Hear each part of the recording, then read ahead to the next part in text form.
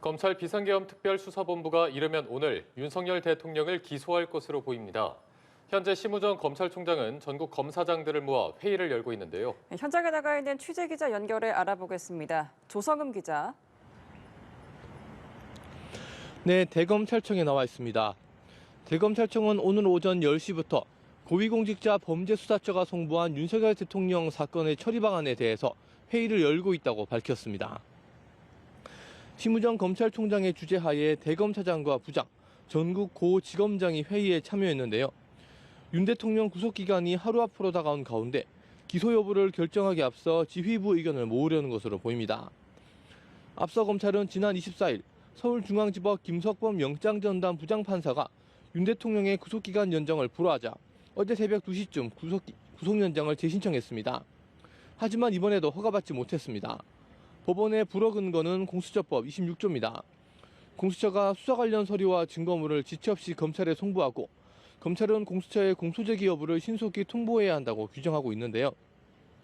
법원은 이 규정이 수사의 공정성을 담보하기 위한 목적으로 수사와 기소를 분리하는 것으로 판단했습니다.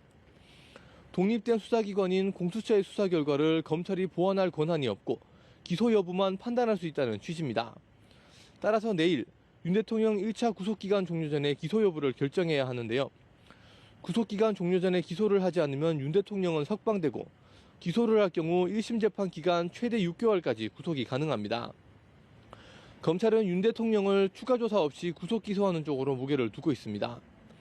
김용현 전 국방장관, 이진우, 곽종근, 여인영 전 사령관 등 내란 중요 임무 종사 혐의로 기소된 피고인들의 혐의를 토대로 윤 대통령의 내란 우두머리 혐의에 입증에 나설 것으로 보입니다.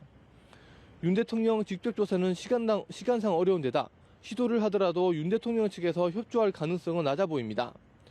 윤 대통령 측 변호인단은 법원이 영장 재신청까지 불허하자 윤 대통령에 대한 석방에 대해 윤 대통령을 구속 기소해서도 안 된다고 경고했습니다.